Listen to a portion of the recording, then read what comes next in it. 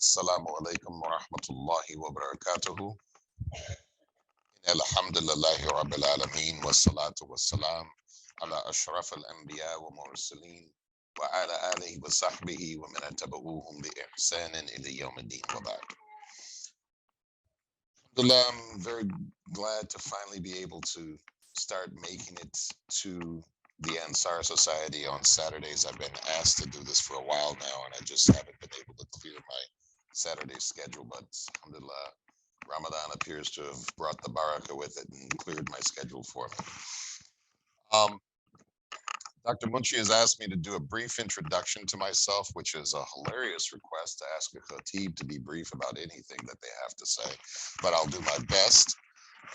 My name is Saeed Purcell. I am, as you may have already guessed, a convert. I've been a convert for about 30 years. I've been Muslim, so over half of my life has been in Islam at this point now. I've been very blessed to have been, um, in truth, called by Allah to teach about the Deen from a very early point in my journey.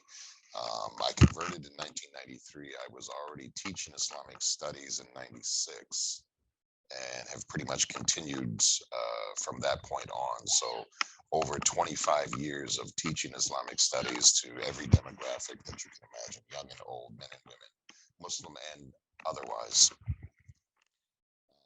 Somebody had asked earlier, my shahada and my early years as a Muslim, my early years as a child, were all in Minneapolis and St. Paul in Minnesota, so the Twin Cities. So Texas summers are still an issue for me. Texas winters, I will take them any day, even the ones that we've had recently, which have been colder than usual.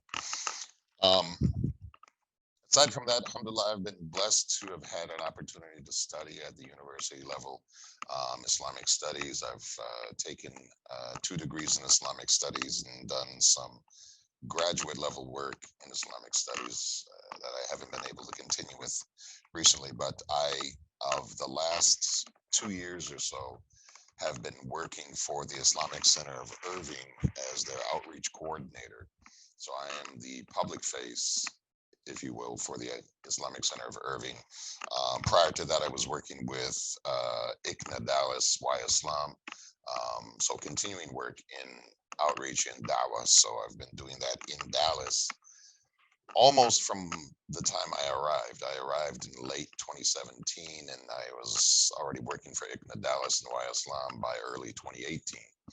So I've spent the last about 4 years in Dallas working in the outreach field. Alhamdulillah. So I've been asked to give an appropriate topic. Um, I don't want to spend too much time about myself because trust me, I can make that go on forever. So we're going to talk about, obviously, today is the first day of Ramadan. So the obvious topic is on Ramadan and fasting and things of that nature, etc. I'm sure you've all heard talks about this ad nauseum at this point right now. So what I like to do, and one of my favorite references to use in teaching about fasting in particular, because it approaches it from a slightly different angle, is a book by Ibn Qudama, rahmatullahi alayh, from about 800 years ago, called Mukhtasar Minhaj al-Qasidin. This particular book, Mukhtasar Minhaj al-Qasidin, is specifically concerned with suluk, or spiritual traveling. It's meant to teach us about purification of the heart and improving our spiritual states, not exclusively focused on fiqh. So in talking about Siyam, it talks about it more from a standpoint of the spiritual lessons or the reflections that we should have when we're thinking about Siyam and we're thinking about fasting. So it's a little bit of a different angle, a little bit of a different approach and understanding, which unfortunately doesn't get talked about all that often. We kind of miss those parts. We get into a lot of the plumbing, very little of the spiritual whys. that we're doing things, or the payoffs, if you will, of why we do those things. And that's something that I've always been very fond of trying to bring to the forefront.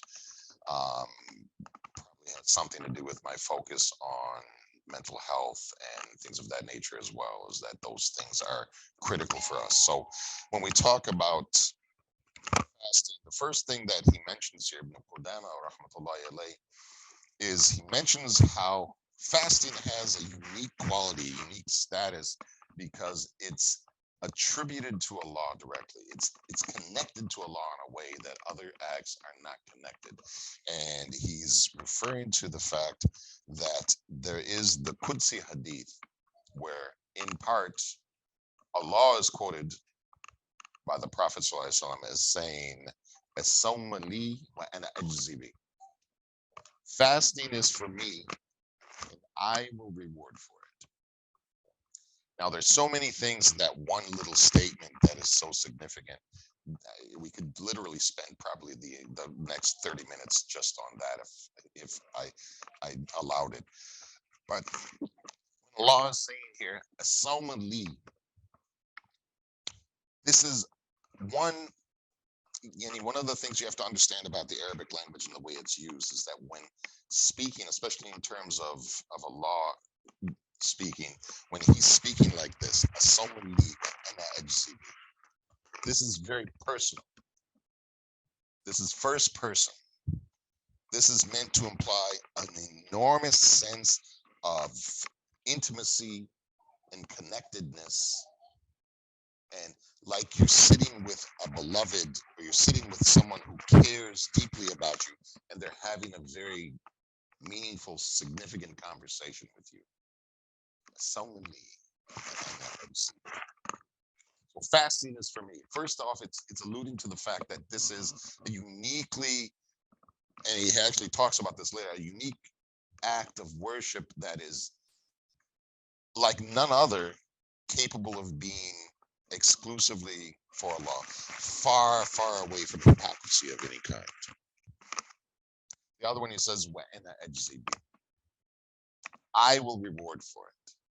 So Allah tells us, that He'll reward for certain things, etc. He may sometimes even set a measure for what the reward is that you can expect from certain things. When He's saying this here, where He says, "Fasting is for me, and I will reward for it," meaning I'm going to be the one to determine what you get from this. No one can set a measurement for me. No one can limit me from giving more or giving less. I'm the one who's going to determine. So again, it's very personal, it's very intimate in its address, and it's saying that this is between you and me. This is very special. This is very unique. If you understand the significance of the way it's worded in Arabic, it's supposed to bring you in close. It's supposed to make you feel very much, for lack of a better word, loved. So Ibn Qudami goes on, he explains part of what he's alluding to. He gives another example from the Quran where Allah is giving honor to something by ascribing it or attributing it to himself. And he quotes here where he's speaking to Ibrahim and Ismail alayhim assalam, where he says, "Watahir bayti," and purify my house. So he's instructing them to clean the precincts of the Kaaba and these areas as they're rebuilding and everything else. But he's saying it again, it's very intimate, it's very personal, and it's ascribing the Kaaba to himself. It's making it clear that this is no regular house. This is no simple masjid. This is a very special place. This has a very personal significance to Allah, if you will, that has a high status, a high standing in His eyes. And so he refers to it as my house. It's not the house. It's not his house, but it's my house. That's a way of honoring it and raising its level of respect and its honor. And he mentions here that's more than enough of a significant of a honoring by ascribing it to Allah in such a fashion. And he mentions here that amongst the excellences of Psalm, there's two meanings, or there's two angles to which that it has a great significance. The first of them is that, as we were alluding to, it's a secret action. It's a hidden action. People are not able if they're fasting for Allah, which is the intent, obviously. If they're, it's something that is hidden, it's secret, and the creation can't see if you're truly fasting or not. If you're truly fasting or not, they cannot see, and there's a very slim chance of ostentation and hypocrisy and even a sense of arrogance to enter into fasting, because you're leaving your food and your drink and things like this. No one's going to give you something special, or at least this gets into a debate about how you train children to fast and whether or not you want to make it a habit of giving them gifts or not. That's a whole separate conversation. But this is something that when we're doing it correctly, is that there's no chance for this mixing of our egos or our arrogance into this, no sense of ostentation, because no one's going to reward you for you leaving your food and drink except for Allah. Generally speaking, leaving aside the conversation about raising our kids to fast and things like that, generally speaking, you're not going to expect any kind of a reward from someone for fasting. If you're fasting, if you're leaving these things, these permissible things, you're doing it because of faith in Allah and the promises that He's made regarding the value that it holds in His sight. And so it's very far from these things because of this nature of it being secret. And I mean, we talk about secret. You can say you're fasting, and then you can, oh, I need to use the restroom, and you can hide something. It sounds ludicrous, but it happens.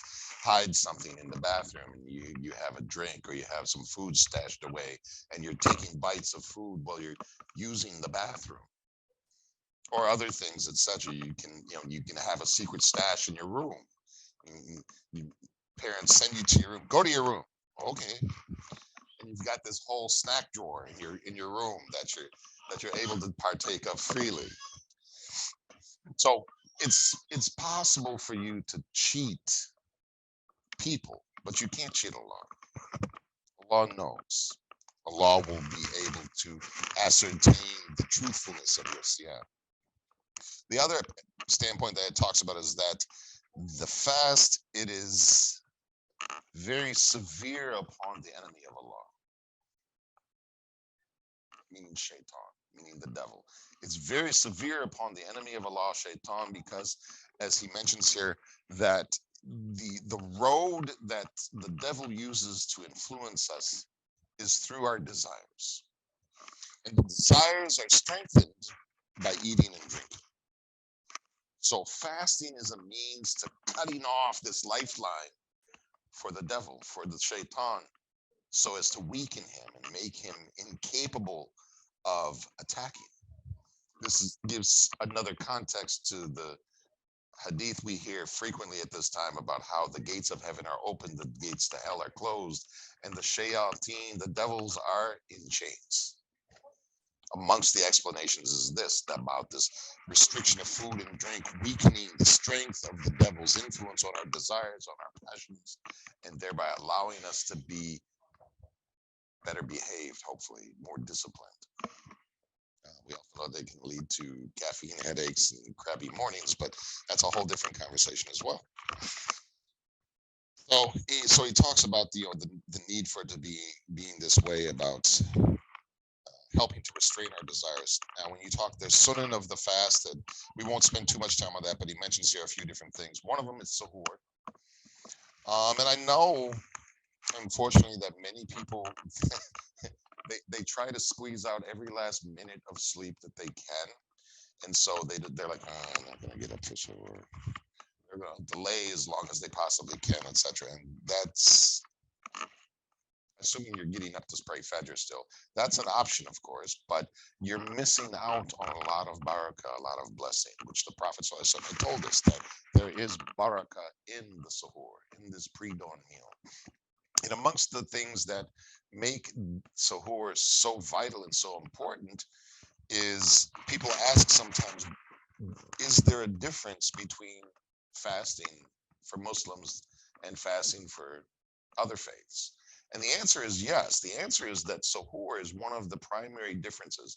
The other traditions don't have a practice like this of having this pre-dawn meal. And it's a mercy to us, of course. If we're able to take a pre-dawn meal just before the day of fasting begins, then the absence of the food is less. Now, of course, what we learn as we go throughout the month is that, contrary to what many non-Muslims think when they first hear about fasting, you don't want to gorge yourself at suhoor. These first few suhoors, we're probably going to be eating way more than we need to. But we learn very quickly throughout the month that the more you eat at suhoor, the more you feel it later on in the day.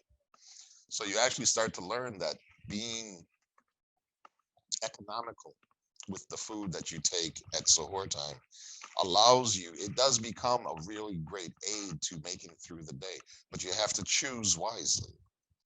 It really becomes critical for what food you're choosing and how much food you're choosing. And that is a great barakah, a great blessing for us because it allows us to make it through the day of fasting, especially when you're in regions where fasting is very long. Minnesota, it used to be up to 17 hours or more that we would fast in the heat of the summer. And granted, it wasn't as hot as it is in Texas. But, even in Texas, though, it gets up to about 15 hours, which is a significant chunk of time if you're thinking about going without food and drink, which is, of course, I'm sure we've all had the experience when you're telling your non-Muslim friends or coworkers about fasting, and they find out that it's not just that you're not eating, but you're also not drinking. And many of us, I'm sure, have had this conversation where the next words out of their mouth are, "Aren't you gonna die?" They really don't understand how much the body can do without and how long it can go without really being impacted negatively in very much of a way. And of course, some of the medical profession has started to encourage fasting instead of condemning the idea of fasting. So this is another great thing. But so suhoor is one of them. Another one, which is the delaying of the suhoor. So delaying the meal until the last possible moments.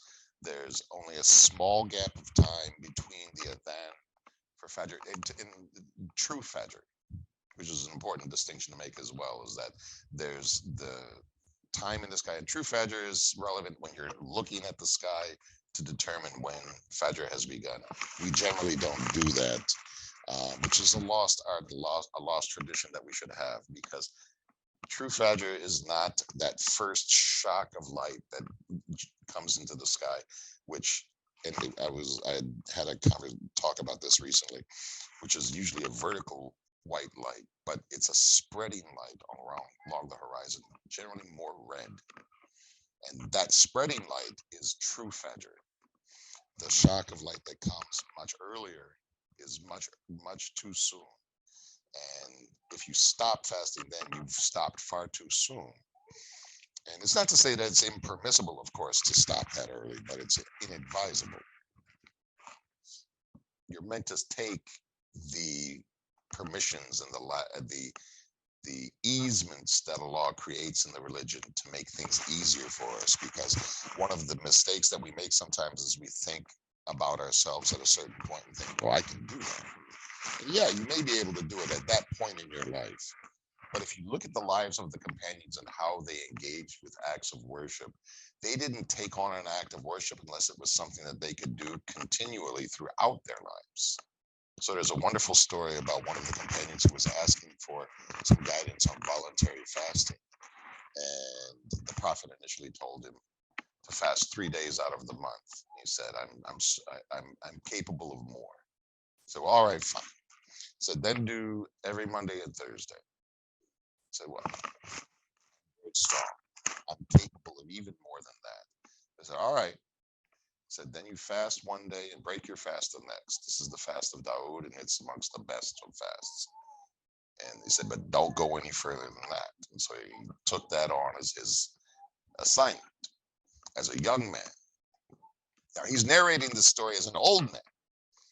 And at the close of the story, he says, how I wish I'd taken the permission of the prophet at the beginning. Because as an old man now, he's trying to keep up one day on, one day off fasting. And it's very difficult on his body at this point. But is committed to it. So you want to understand the nature of our being, is that you want to pick those things that you're capable of carrying on for, if possibly, the rest of your life. So pick wisely, start small. Some of us, especially in Ramadan, we try to go all the way to the maximum, and we burn out. Sometimes during the month, we lose our momentum. Sometimes after the month, we lose our momentum. So it's important to, if you're going to up the ante a little bit in Ramadan, which we all should try to, make small incremental changes. The first 10 days, add a little extra worship, a small amount. Get accustomed to it, get comfortable with it. Then in the next 20, bump it up even a little more. Build your strength the same way you would in physical training. And that's a way to make yourself more successful in maintaining it after you finish the month of Ramadan. And keep in mind, the ability to maintain these acts of worship that we start to do in Ramadan, the ability to maintain them outside of Ramadan is one of the signs of the acceptance of our fast. So if you're doing a whole bunch of things during Ramadan, and then the minute the adhan is called for the first prayer after the end of the month, you abandon every single one of them. Was it really for the right reasons then? Was it truly an act of worship, or was it some sort of conversation you had with yourself to make yourself feel better about what you're doing or not doing? So delaying it as soon as possible, and hurrying up with the iftar. There's no righteousness in delaying our iftar unnecessarily. So as soon as you know for certain that the sun is set, you break your fast. And by iftar, we have to understand, we don't mean asha, which is what most of us are looking to, the actual dinner. But the iftar is the breaking of our fast. It's not necessarily the spread that has been prepared for us, etc.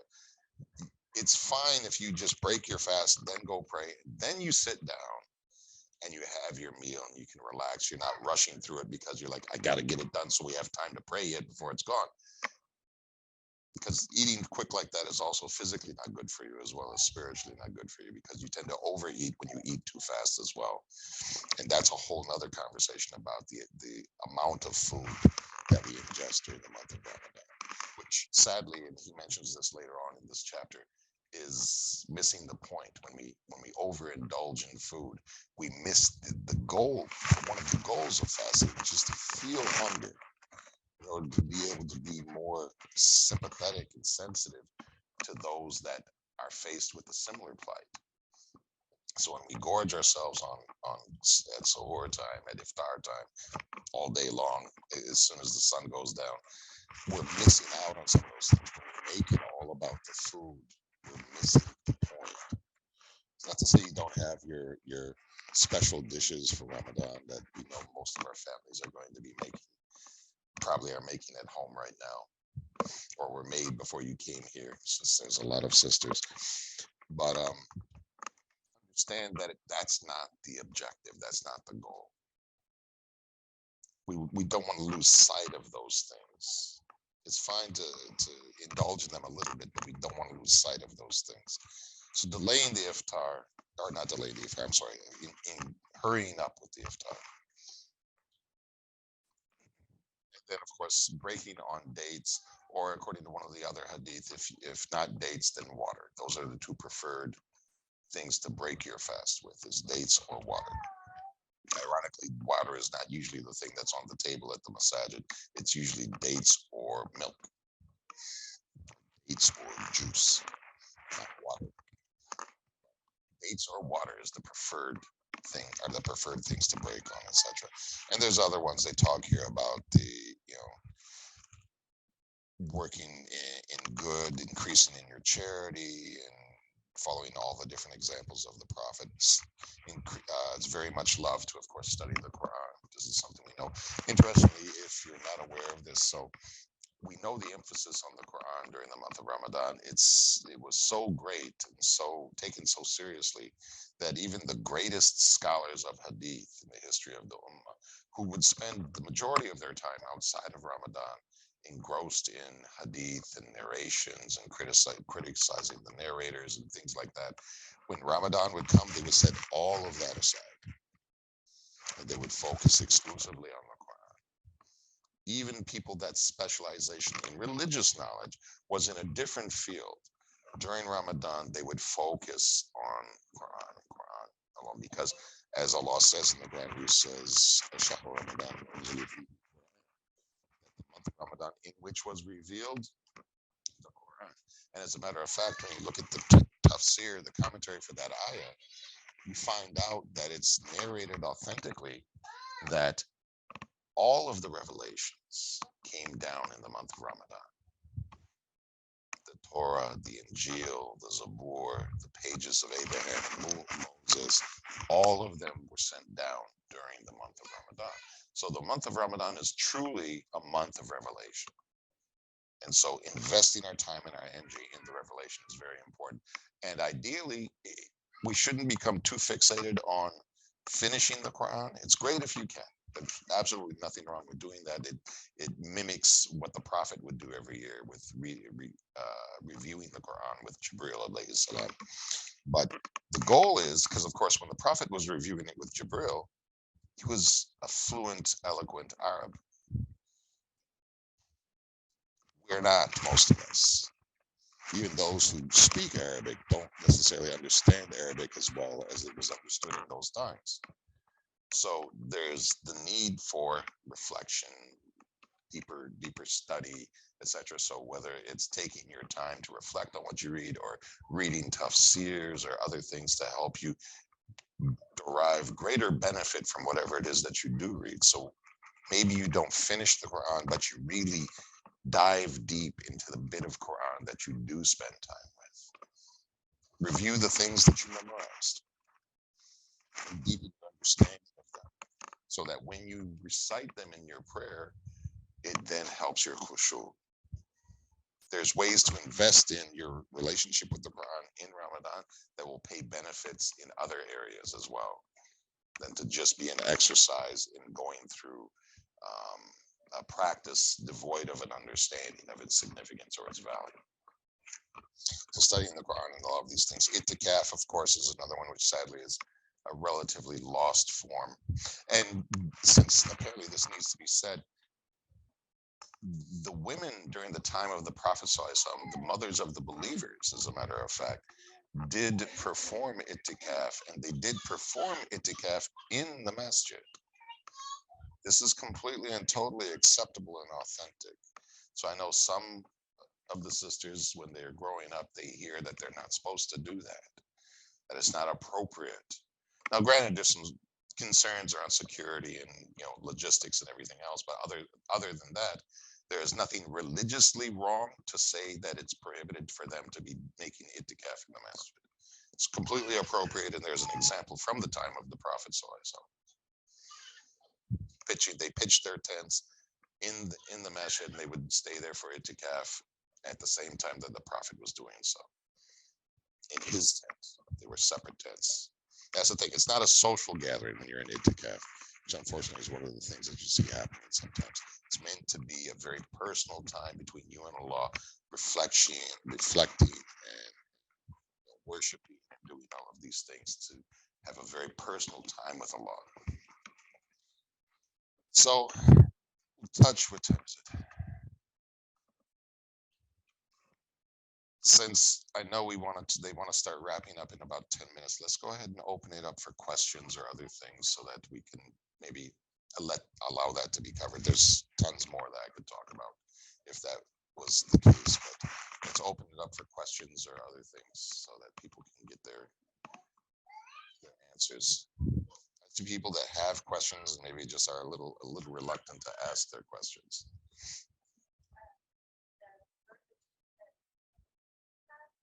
Itikaf. Yes. Okay, so itikaf is a practice whereby a person secludes themselves in the masjid. The purpose being to cut themselves off from everything else, from outside responsibilities, even from a lot of interactions, even with other people. You're there solely for the purpose of devoting yourself to Allah for a period of time. There's different opinions about how long it can be. Um, Many will say that it can be even just an hour, but it's done at night generally, but it can be done at any time. But generally it's done overnight. Or you stay the whole day, but you start. But in the most common time to see people performing itikaf is during Ramadan, and especially during the last 10 days of Ramadan. But it is permissible to do it outside of Ramadan. This is something that people don't do and don't understand. But the idea is that you would come to the masjid, you would have um, in the Prophet's times, they would pitch tents that would be their place of residence, or stay inside the masjid during that time. And they would stay sometimes the entire 10 days, and they wouldn't leave except for a need. So like in those days, if they needed to use the bathroom, if they needed to go and wash up, because they didn't have facilities to wash up in the masjid, they obviously didn't have food and things like that in the masjid necessarily. So if they needed certain things, they would leave to go get those, but then come straight back. Not even, there's some discussion about whether you even answer an invitation to go visit someone or to attend a funeral or anything like that. There's some discussion about how devoted, how strict your devotion to that time in the masjid is. But the idea is that you're there, and it's a very personal, private time between you and Allah, where you're praying, you're reflecting on the Quran, you're reflecting on just faith and everything in general, etc. And so it's meant to be a way of seeking the night of power as well. That's part of the other thing that it's used for in those last 10 nights of Ramadan, is so that you're engrossed in worship. You hope to catch that night, the night of power, which is described as being greater than 1,000 months. So the reward is as if whatever you've done in that night is as if you've done it for 1,000 months, which is essentially a lifetime. It's 85 years or so um, of time. So this is part of it. But again, it can be done outside of Ramadan as well. It can be um, done for an hour. It can be done for a single day. It can be done, some say, even for a moment. But you intend to seclude yourself to be in that state for a certain period of time in the masjid. Sadly, in the modern era, a lot of masajid will not allow it. Even some reluctantly allow it during Ramadan, because there's all sorts of security concerns and city regulations and codes and things like that they start to worry about falling afoul of. But in smaller communities, or in communities that just decide they don't care, they'll go ahead and they'll allow it, and they'll have people that will stay, oftentimes throughout the 10 days. I know at the Islamic Center of Irving, they always have a sign-up sheet for people, and I think it's full already. There's usually dozens and dozens of people that sign up, and there's a tent or an area pitched off in the masjid, or a certain one of the rooms that is set aside for them to sleep in. And so they'll black out the windows and everything else, so that since they're sleeping during the day, because generally they stayed up all night. So, and I have had the good fortune of making itikaf in years past, and it can be a very, very moving experience to go through itikaf, especially in those last 10 days of Ramadan, if you can. It's not always feasible.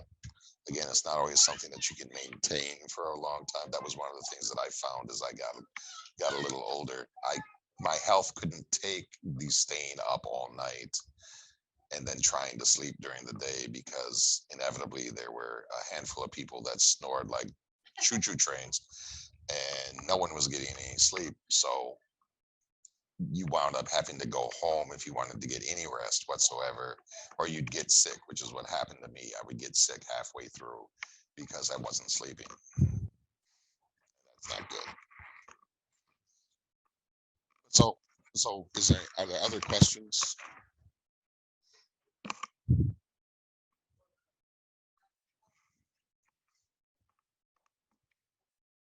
So, very quickly then, if we essentially got a few minutes yet before I know they're talking about going ahead and starting to prepare for the Salah and the Iftar.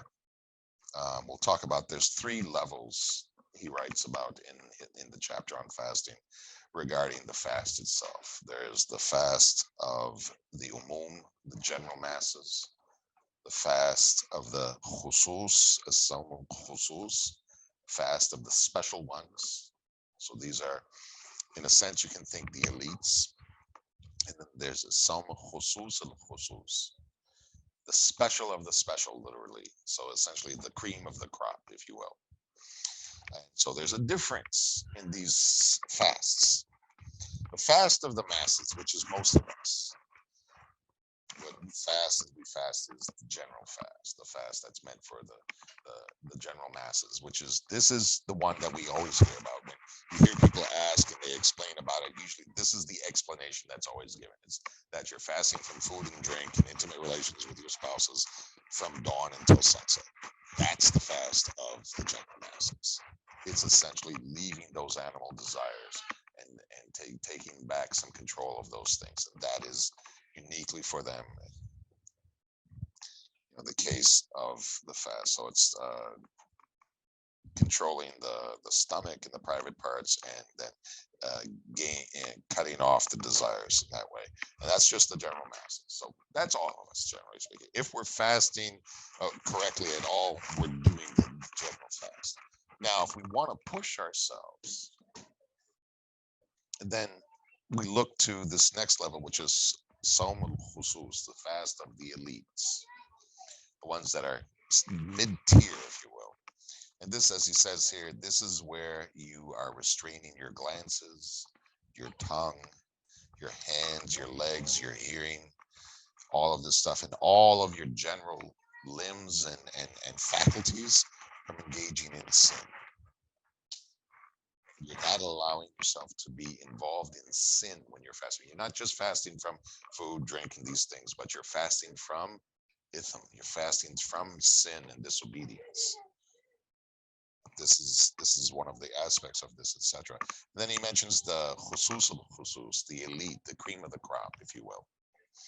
He says this here, this is a fast of the heart on any sort of worldly concerns and thinking about those things that connect us to Allah and not being distracted by things other than Allah. So it's turning our hearts towards being focused on Allah. We talked about ittikaf. This is the kind of state you're searching for in ittikaf, is to have this focus, to have this ability to be just tenaciously focused on Allah, nothing else. So that even your mind, your heart. I actually was giving a presentation earlier today, and when explaining Tawheed, I always quote this one Orientalist from a documentary where he was being asked about Tawheed, about monotheism in Islam. He was saying it's not just that you worship only one thing. He said it's that you only think about one thing. You don't even allow your mind or your thinking to be drifted into considering other forces or other entities that would even begin to compete with Allah. No, you're not.